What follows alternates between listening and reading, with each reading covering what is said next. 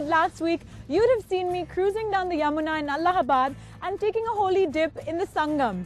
Well, not quite. I didn't manage to muster up the courage to get into the water because it was bitterly cold. But I did see lots of people doing just that.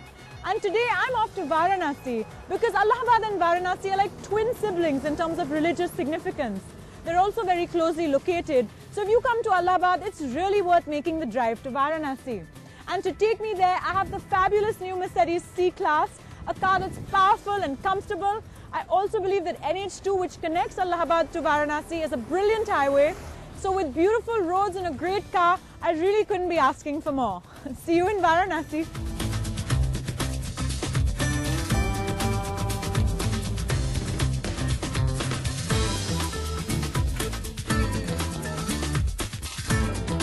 To get to Varanasi from Allahabad, you continue on NH2, and the new C-Class, producing about 181 bhp and 300 Nm of torque, ensures that this is a very enjoyable journey. And once I get to Varanasi, I'm sure there will be lots to discover. Also known as Kashi, or the City of Life, and Banaras, Varanasi is one of the world's oldest cities and is regarded as one of Hinduism's 7 holy cities. But time to breathe in some fresh air now.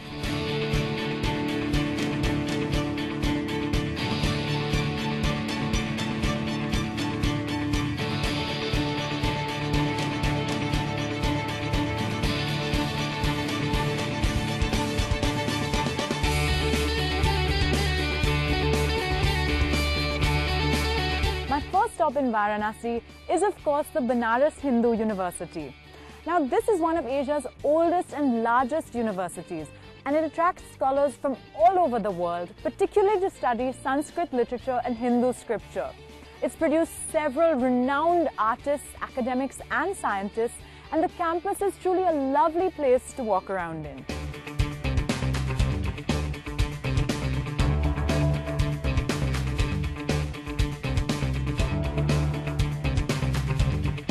Banaras Hindu University is one of the largest residential universities in Asia, with over 20,000 students. It's a serene oasis amidst the hustle-bustle of the city. But it's that very chaos I'm here to experience, so it's time I head to the Ghats. And when you're driving a car like the new C-Class, it doesn't bother you much even if you get caught in traffic on the narrow roads here, because the steering is really light and very easy to maneuver.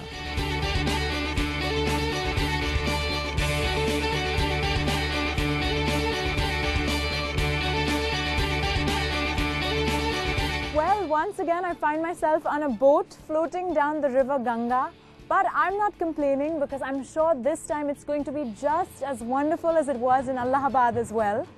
Today my starting point is Assi Ghat, which is one of the biggest and most important ghats here. It's also one of the southernmost ghats in Varanasi, and it's important because it's here that the river Assi and the river Ganga meet.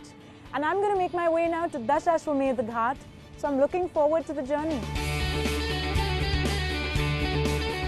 Like all ancient cities, Banaras is on the banks of a river. In this case, possibly the most important river in India, the Ganga. The city lies along its western banks and extends from the Ghats into a complex network of gullies. It is also considered a very sacred place from which to leave this mortal life. People from all over the country and even the world come here to absolve themselves of their past sins, which a dip in the holy Ganga ensures.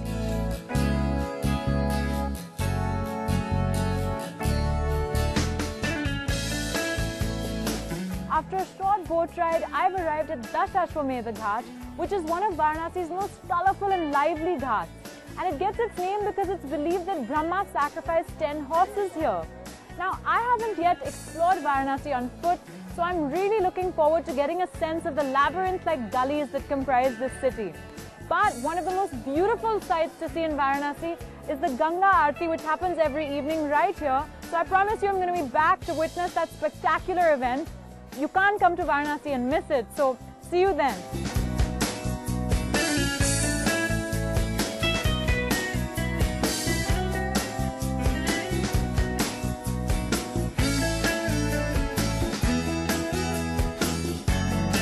Walking along the ghats and gullies as narrow as this is an experience which only Varanasi can offer.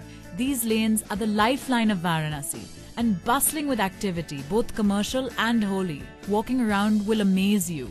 From incense sticks and sacred objects, to toys you might have played with when you were a child, to some exquisite and very expensive silk, something which Varanasi has long been famous for, there's lots of wonderful things on offer.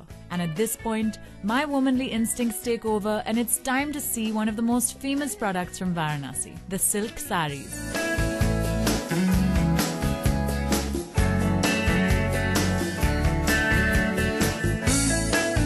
The other thing that Varanasi is very famous for are the beautiful Banarasi silk saris. And as a woman, this is something I was extremely excited about, to see these exquisite textiles. You know, these Banarasi silks are some of the finest in the country, and they're very well known for this beautiful zari and embroidery work that you see here. In fact, they're the pride of many women. Their saris that they wear on their wedding day, they then, pass them on from generation to generation. And there's something really just extraordinary about the quality of the work here. It can take from 15 days to 6 months to make some of these saris, and of course the prices vary accordingly.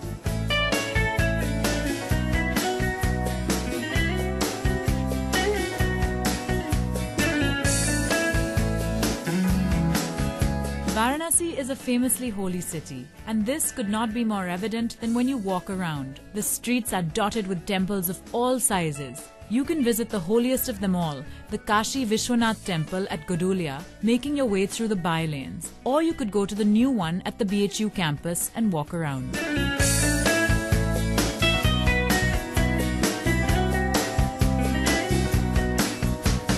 A trip to Varanasi is truly a unique experience. Nothing that you would have read or heard or seen about this place from second-hand sources can quite prepare you for the magic of actually being here.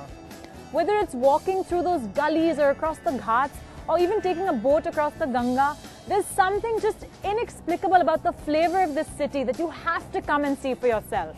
But as I promised, before I go, I'm going to leave you with another beautiful sight, which is going to take place right here, the evening aarti.